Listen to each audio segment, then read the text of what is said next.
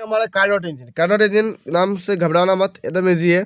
Carnot engine क्या है? It is an ideal reversible heat engine that operates between two temperature T1। T1 कहाँ पे होगा? Source में। एंड T2 कहाँ पे होगा? सिंक में। So it is an ideal reversible heat engine. ऐसा रिवर्सिबल हो सकता है इंजन, मतलब ठीक है, that operates between two temperature, एक सोर्स में टेम्परेचर T1, सिंक में टेम्परेचर T2। Okay good. तो उसका डेफिनेशन पूछे तो ये देख लेना। ये मैं सिर्फ बता रहा हूँ। इट इज एन एक ideal reversible heat engine that operates between two temperature T1 and T2। T1 source में है, T2 सिंक में है। जानकारी के लिए ये बता दें कि it was first concept by French engineer Sadi Carnot in 1824। Okay, it operates through a series of two isothermal and two adiabatic process called Carnot cycle. अच्छा, ये बाद में बताएंगे। तो इसका फिगर देखो, ये कैसा हीट इंजन कैसा होता है, मतलब ये कार्नोट इंजन वाला स्ट्रक्चर कैसा है? एक सिलेंडर है, सिलेंडर में क्या है? एक पिस्टन लगा हुआ है। ये वाला क्या है? पिस्टन। ये सिलेंडर में पिस्टन लगा हुआ है। तो ये कॉन्डक्टिंग बेस है। कॉन्डक्ट इसमें पिस्टन के जो भीतर है वो मॉलिक्यूल से वर्किंग सब्सटेंस जो काम करता है हीट इंजन को। इसके नीचे दिया लगा, इसमें लगा हुआ है इंसुलेटिंग स्टैंड। ठीक है, कि कोई भी एकदम इंसुलेटेड करके स्टैंड लगा हुआ है। इसमें सोर्स टेम्परेचर T1, ये सिंक जो फेंक देगा, सिंक है टेम्परेचर T2। ये है कार्नोट इंजन का बेस सर्किट। ओके, तो इसमें सिलेंडर लगा हुआ है, पिस्टन है, पिस्टन के भीतर क्या है, मतलब सिलेंडर के भीतर वर्किंग सब्सटेंस। इसमें एक नीचे क्या है? Insulating stand. साइड में क्या है? Source and sink. Source temperature T1 and sink है टेम्परेचर T2। ओके, तो सिलेंडर क्या बना? Cylinder is the main part. ये जो है cylinder is the main part of the engine. It has conducting base, insulating walls. Source क्या है? मैंने तो बता दिया सोर्स क्या है। It is heat reservoir at a high temperature T1। Okay, उसके बाद आता है सिंक जहाँ हीट रिजर्वर लोअर टेम्परेचर में फेंक देता है। तो sink is the heat reservoir at a lower temperature T2 to which amount of heat can be rejected. Working substance is ideal gas contain in the cylinder. Working substance का जो particles दिख रहा है वो है तुम्हारा आइडियल गैस। ठीक है, तो insulating stand which when the base of the cylinder is attached to an insulating stand, the working substance gets isolated from the surrounding. ठीक है, तो ये इंपॉर्टेंट है। एक सिलेंडर में कॉन्डक्टिंग, सिलेंडर वाला कॉन्डक्टिंग बेस में वर्किंग सब्सटेंस, इंसुलेटिंग स्टैंड है सोर्स। ये वाला बेसिक। अच्छा, अभी आ जाओ कार्नोट साइकिल में। कार्नोट साइकिल दिखाना पड़ेगा। तो कार्नोट साइकिल का देख कैसा बनाएंगे देखो, तो ये ग्राफिकली समझा जाता है। ये ग्राफिकली से समझा जाएगा। ठीक है, इसमें प्रेशर है, इसमें वॉल्यूम है। ओके, तो कार्नोट साइकिल के हिसाब से ग्राफिकली कैसा बनाओगे देखो। पहला तो ये है कि आप ऐसा बना, इसमें आइसोथर्मल एक्सपांशन होता है। पहला वाला जो स्टेप है आइसोथर्मल एक्सपांशन होता है, एक्सपांशन। तो इसमें प्रेशर P1 V1 T1, और जब इधर से इधर गया तो ये क्या होगा? इधर से इस पॉइंट में गया तो इसमें प्रेशर P1 V1 और आइसोथर्मल, इसमें टेम्परेचर कांस्टेंट है। तो P2 प्रेशर चेंज हो सकता है P2 V2, लेकिन टेम्परेचर क्या होगा? T1, क्योंकि आइसोथर्मल में टेम्परेचर कांस्टेंट होता है, मतलब टेम्परेचर इसमें भी T1 इसमें भी T1, लेकिन जो प्रेशर वॉल्यूम है वो चेंज हो जाएगा। ठीक है, तो पहला वाला स्टेप ये है isothermal expansion. Now see next, ये पॉइंट से इधर जाएगा तो इसका pressure P3 V3, temperature T1 है, तो अभी चेंज हो जाएगा प्रेशर T2। तो ये जो कर्व दिख रहा है आइसोथर्मल के बाद आएगा तुम्हारा, ये कर्व को बोला जाता है adiabatic expansion. Adiabatic expansion. Okay, adiabatic expansion. फिर से वो अपने आप क्या होगा? इस पॉइंट में जाएगा, इस पॉइंट से इस पॉइंट में जाएगा। तो P3 V3 T2 है। अभी इसमें पॉइंट में P4 B4 T2, इसमें T2 सेम होगा, क्योंकि ये कर्व क्या है? आइसोथर्मल एक्सपांशन नहीं, इसका ऑपोजिट क्या है? Isothermal compression. ये कर्व को बोला जाता है आइसोथर्मल कंप्रेशन। फिर से P4 V4 T2 है। अभी T2 से T3 जाएगा, फिर से वही P4 से P1 V1 T2 P1 V1 T1 again ये कर्व में जाएगा। तो अगेन ये कर्व जो है इसको बोला जाता है एडियाबैटिक एक्सपांशन। इधर है तो इसका नाम क्या होगा? Adiabatic compression. Adiabatic compression. Okay, एक इसी का क्या बोला गया? Adiabatic compression. समझ में आया? अभी अगर मैं इसमें हीट Q1 मान लूँ, Q1 पॉजिटिव है, तो आइसोथर्मल एक्सपांशन में हीट गया Q1, तो सिमिलरली आइसोथर्मल कंप्रेशन में क्या होगा, Q1 का वैल्यू क्या होगा, नेगेटिव, क्योंकि आइसोथर्मल एक्सपांशन और ये क्या है, isothermal compression, both are opposite, तो इसमें नेगेटिव साइन आएगा। ठीक है, तो पहला आइसोथर्मल एक्सपांशन, उसके बाद एडियाबैटिक एक्सपांशन, फिर आइसोथर्मल कंप्रेशन, उसके बाद एडियाबैटिक कंप्रेशन। ठीक है, नाउ अभी क्या करना है, तो ये तो तुम्हारा कॉर्नर साइकिल का ग्राफिकली समझाना। पहले P1 V1 T1 में आइसोथर्मल P1 V1 T1 में P2 V2 pressure temperature constant, ये आइसोथर्मल एक्सपांशन। फिर से एडियाबैटिक एक्सपांशन होगा P2 V2 T1, इसमें P3 V3 T2 होगा, क्योंकि एडियाबैटिक में हीट कांस्टेंट होता है, लेकिन ये चेंज हो जाता है। उसके बाद आइसोथर्मल एडियाबैटिक एक्सपांशन समाप्त हुआ, उसके बाद इस पॉइंट से P4 V2 T2, इसमें T2 सेम है, इसका मतलब आइसोथर्मल एक्सपांशन नहीं, इसमें कंप्रेशन होगा। सिमिलरली एडियाबैटिक कंप्रेशन में क्या होगा, P4 V4 T2 टेम्परेचर इस पॉइंट में फिर से वही पॉइंट जाएगा P1 V1 T1, ऐसा वो साइकिल होता रहेगा, वो है कार्नोट साइकिल। अगर मैंने इसमें पूछा कि work done in isothermal expansion, so will be work done in isothermal expansion, पहला एक्सपांशन में वर्क डन क्या होगा, ओके, तो फर्स्ट एक्सपांशन वर्क डन होगा तुम्हारा W इज इक्वल टू, मैंने मान लिया इसको आइसोथर्मल एक्सपांशन है ना, तो इसको मान लिया Q1 आइसोथर्मल एक्सपांशन है, तो इसमें जो वर्क डन लगेगा, रुको इसमें जो वर्क डन लगेगा मैं बताऊँ, ये होगा Q1 is equal to R1 T1 log लगेगा। ठीक है, Q1 is equal to R1 T1 log V2 by V1 ये V2 बाई V1 होगा, तो ये V2 बाई V1।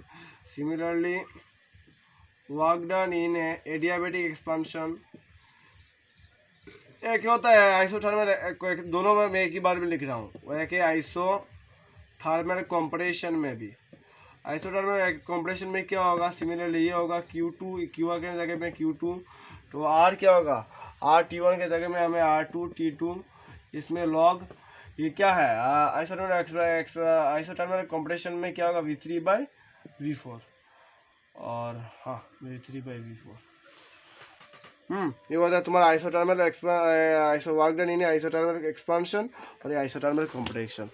ठीक है, ये फॉर्मूला, सॉरी इसमें जो R है, R क्या है, universal gas constant, R constant होगा। ठीक है, अगर मैंने Q1 और Q2 डिवाइड कर दिया, if I divide Q1 by divided by T2, Q1 का वैल्यू लिखो R T1 log V2 by V1, Q2 का वैल्यू क्या है, R T2 log V3 by V1, तो R कैंसिल, इसमें log सब कट जाएगा, रहेगा क्या, T1 बाई T2, तो देयरफॉर इसमें ये आया कि Q1 by Q2 is equal to T1 by T2। ये मैंने कैसा किया, work done in isothermal expansion को डिवाइड कर दिया work done in isothermal compression में। सिमिलरली मैं क्या करूंगा, work done in adiabatic expansion divided by work done in adiabatic compression.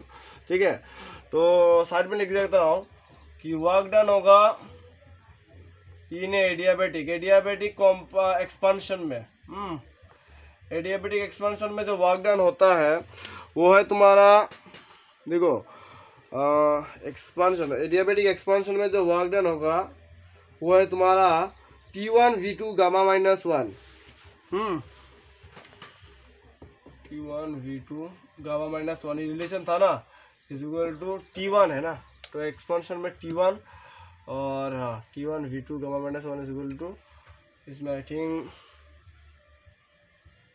T2 V3 gamma minus 1, ये रिलेशन है। तो work done in adiabatic expansion में ये रिलेशन था, तो work done in adiabatic expansion में T1 V2 gamma minus 1 is equal to T2 V2 gamma minus 1। Similarly work done in adiabatic compression में जो वर्क डन होगा वो T1 V1 gamma minus 1 is equal to T2 V2 V4 gamma minus 1। अच्छा, अगर मैंने इसको divide कर दिया, ठीक है, work done in adiabatic expansion divided by work done in adiabatic compression, इसको डिवाइड कर दिया तो इसमें T1 कट गया, T2 इसमें भी T2 कट गया, तो क्या बचा, इसमें V2 divided by V1 power gamma minus 1 is equal to, इसमें क्या है V3 divided by V4 gamma minus 1। तो ये पावर कैंसिल, तो क्या रहेगा 10। हम इसमें क्या लिख सकते हैं, इसका रिलेशन इसके डिवाइड करने पर यह है V2 divided by V1 is equal to V3 divided by V4। ये आया V2 by V1 is equal to V3 by V4। तो जब हम एडियाबैटिक एक्सपांशन और एडियाबैटिक कंप्रेशन के वर्क डन को डिवाइड करते हैं तो V2 divided by V1 is equal to V3 divided by V4। Okay, और जब हम work done in isothermal expansion और work done in isothermal compression को डिवाइड करते हैं तो ये आता है Q2 by Q1 is equal to T2 T1 by T2। This is the answer. Okay, तो ये होगा कार्नोट साइकिल का पूरा कॉन्सेप्ट। अभी नेक्स्ट चलते हैं हमारा। सो इसमें जो work done in isothermal expansion अभी जो मेरे कार्नोट साइकिल से हिसाब से बताया वो इस थ्योरी से है, ये ग्राफ से मैंने बनाया। ये आइसोथर्मल एक्सपांशन, एडियाबैटिक एक्सपांशन, फिर से एडियाबैटिक एक्सपांशन खत्म हुआ, आइसोथर्मल कंप्रेशन, और आइसोथर्मल कंप्रेशन खत्म होने का फिर से एडियाबैटिक कंप्रेशन। ठीक है, ओके। तो जब मैं डिवाइड करता हूँ work done during isothermal expansion क्या है, Q1 is equal to RT1 log V2 by V1। Work done in isothermal compression Q2 is equal to RT2 log V3 by V4। इसको डिवाइड कर दो Q1 डिवाइडेड बाई Q2, तो क्या मिलेगा, इसमें R cancel, T2 तो ये T1 by T2, so equal to T1 by T2 ये मिला। सिमिलरली वर्क डन इन तुम्हारा एडियाबैटिक एक्सपांशन और एडियाबैटिक कंप्रेशन को इक्वेट करो तो T2 T1 ये किसका रिलेशन है, ये रिलेशन मिला है कि adiabatic process are connected by relation T1 V2 gamma minus 1 is equal to T2 V3 gamma minus 1। Okay, और ये भी बताया T1 V1 gamma minus 1 is equal to T2 V4 gamma minus 1। इसमें T1 कैंसिल, इसमें divide करूँ T2 cancel, तो V2 by V1 is equal to V3 by V4 gamma minus 1 cancel, तो क्या रहेगा V2 by V1 is equal to V3 by V4। Okay, अभी entropy डालते हैं। What do mean entropy, isothermal property of a body which remain constant during an adiabatic expansion is known as entropy. Correct topic रहेगा entropy, ये actually book में नहीं है, फिर बता रहा हूँ। एंट्रोपी क्या है, thermal property of a body which remain constant during adiabatic process known as entropy. साधारण भाषा में Q का वैल्यू क्या होगा, dQ इज इक्वल टू ये dQ is the heat at a constant temperature T। Okay, entropy of a given is given by 2.303। मैं बताऊंगा, देखो एंट्रोपी का वैल्यू क्या होता है, एंट्रोपी होता है Q, entropy is equal to Q is equal to DQ। Entropy का वैल्यू है Q by T, entropy is equal to Q by T, ध्यान में रखना। मतलब the thermal property of a body, एक ऐसा थर्मल प्रॉपर्टी, किसी भी बॉडी का थर्मल प्रॉपर्टी जिसमें एडियाबैटिक प्रोसेस में उसका which remain constant during adiabatic process, एक ऐसा थर्मल प्रॉपर्टी जो एडियाबैटिक प्रोसेस में कांस्टेंट रहता है उसको बोला जाता है एंट्रोपी। साधारण भाषा में बोल रहा हूँ, the thermal property of a body which remain constant during adiabatic what process, during adiabatic process is known as entropy. इसलिए entropy is equal to Q by T. Entropy जो है ना, एंट्रोपी को डिनोट किया जाता है S से, ये भी पता होना चाहिए। S is equal to Q by T, entropy को डिनोट किया जाता है S, एंट्रोपी को डिनोट किया जाता है S से। Entropy S is equal to Q by T. तो चलो इसका क्वेश्चन करते हैं इसके बेस में। Why efficiency of heat engine or Carnot engine cannot be equal to 100%? We know that efficiency of heat engine eta is equal to work by क्या है Q1। Work done is known at Q, work done को क्या होता है Q1 minus Q2 by Q1। तो Q1 को common लेने पर क्या हो जाएगा 1 minus Q2 by Q1, Q2 by Q1, नीचे में Q1 कैंसल।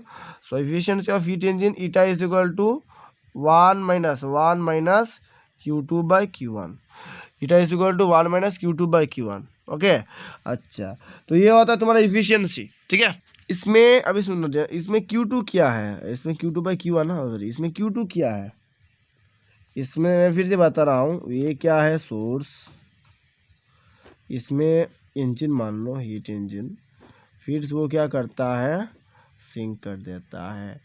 इसमें Q1 अपाउंड हीट है, तो इसमें हीट इंजन में क्या होता है कुछ होगा Q1 माइनस Q2 और प्लस Q2 जाके सिंक में आ जाएगा। तो इसमें Q2 क्या है, here we can say that okay, here Q2 is the heat rejected to the sink। Q2 क्या है, सिंक का रिजेक्टेड हुआ, Q2 क्या है जो हीट रिजेक्ट हो जाएगा सिंक में, वही है। तो ठीक है, फॉर इफिशियंसी टू बी 100%, 100% होने का मतलब ये है कि Q2 का वैल्यू 0 है। Okay, but according to the second law of thermodynamics, there is no heat engine which can convert whole amount of heat absorbed from the source into work. ऐसा कोई भी एक इंजन नहीं मिलेगा, ठीक है, जो पूरा ही हीट को अपने इसमें Q1 अमाउंट ऑफ हीट दिया। तो ऐसा कोई भी इंजन नहीं मिलेगा कि ये इंजन क्या करेगा, Q1 जो अपने इतना इतना अमाउंट हीट दिया तो वही अमाउंट खर्च कर देगा, ऐसा नहीं मिलेगा। इसको टूटकर Q2 बनाएगा और Q2 को क्या कर देगा, सिंक कर देगा। अगर 100% ही Q1 को फेंक देगा तो इसमें तो पेट्रोल ढलते, इसका मतलब इसमें आपने पेट्रोल डाला, पेट्रोल डलते डलते क्या होगा, ढलने से ही जब हीट निकलेगा आपका फिर से पेट्रोल खत्म।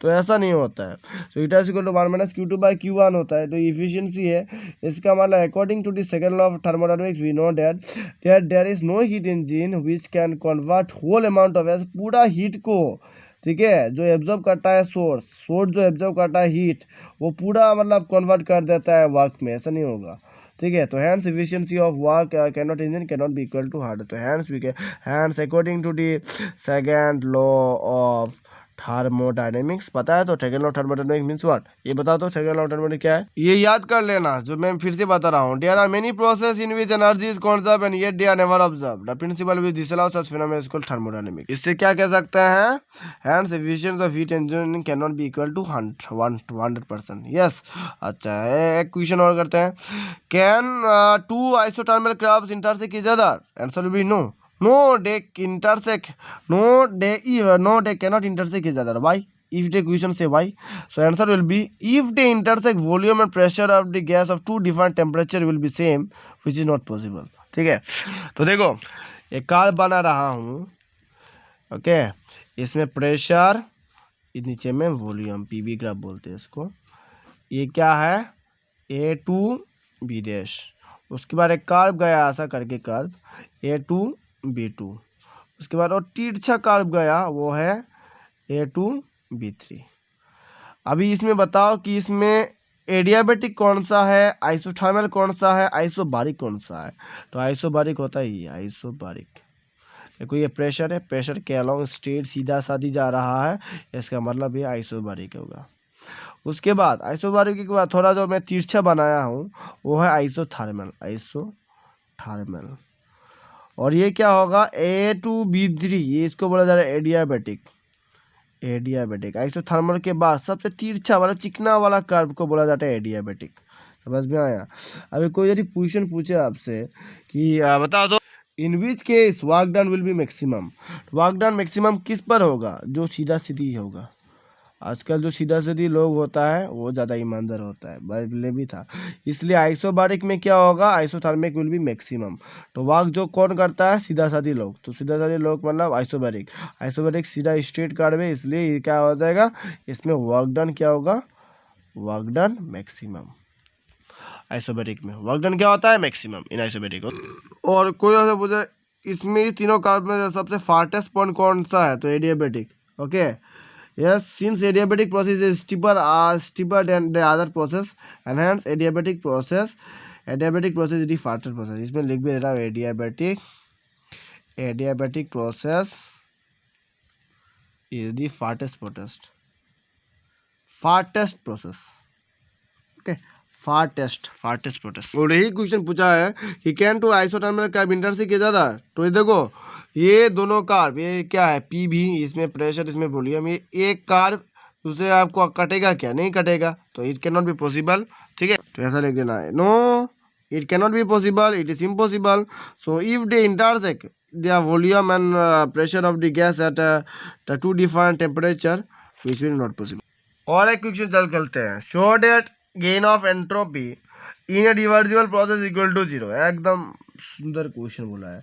Show that gain of entropy, entropy का फॉर्मूला पता होना चाहिए बस। Entropy is equal to S is equal to Q by T, yes और नो। सो कुछ भी नहीं लिखे हम क्या लिखे, let us consider reversible Carnot cycle where Q is the amount of absorbed during isothermal expansion at constant temperature T1। मतलब gain of, direct लिखो गेन ऑफ एंट्रोपी, हमें पता है कि क्या है Q1/T1। Gain of entropy is equal to Q1/T1, yes और no, tell me. ये गेन ऑफ एंट्रोपी है, अगर Q1 क्या है, where Q1 is the amount of heat absorb during isothermal expansion. Q1 क्या है, Q1 है तुम्हारा अमाउंट ऑफ हीट जो एब्जॉर्ब किया है व्हेन इन आइसोथर्मल एक्सपेंशन में। अच्छा हो गया। Gain of entropy is equal to Q1 by Q2 हो गया। अच्छा नेक्स्ट, अगर Q2 क्या है, amount of heat at isothermal compression, ये Q1 क्या है, आइसोथर्मल एक्सपेंशन का हीट, और ये Q2 क्या है, आइसोथर्मल कंप्रेशन का हीट। ओके, तो देयरफॉर गेन ऑफ, इसमें क्या है, लॉस ऑफ एंट्रोपी, इसमें क्या नहीं, ये गेन ऑफ एंट्रोपी नहीं होगा, इसमें लॉस ऑफ एंट्रोपी होगा। लॉस ऑफ एंट्रोपी क्या होगा, Q2 बाई T1। ये Q1 हो जाएगा T2, T1 क्या हो जाएगा, T1 क्या हो जाएगा T2, सॉरी T2। ओके, लिखा। So therefore net gain of entropy net gain of entropy का मतलब Q1 T1 minus Q2 T2, ये होगा Q1 T1 minus Q2 T2। Okay, so therefore for any reversible process, कोई भी reversible process में अगर Q1 T1 minus ये होता है, इसका यही मतलब है कि Q1 T1 is equal to Q2 T2। क्यों, ये इक्वल क्यों लिखा, इसका मतलब ये जीरो है, इक्वल टू जीरो है, इसका जीरो होने का मतलब ये तो ये इक्वल आया। Okay, so therefore gain of, ये लिख सकते हो, therefore gain of entropy in reversible process equal to zero. Last में क्या लिखना, hence gain of entropy, okay, gain of entropy is sorry in reversible process is equal to zero. तो आज thermodynamics से पूरा टॉपिक खत्म हुआ। नेक्स्ट हम पढ़ेंगे kinetic theory of gases. Okay, इसमें छोटा चैप्टर है, इसमें डिग्री ऑफ फ्रीडम का डेफिनेशन आता है। डिग्री ऑफ फ्रीडम क्या होता है मैं फिर से बता रहा हूँ, डिग्री ऑफ फ्रीडम क्या है, तो आज के लिए इतना ही। Up to date.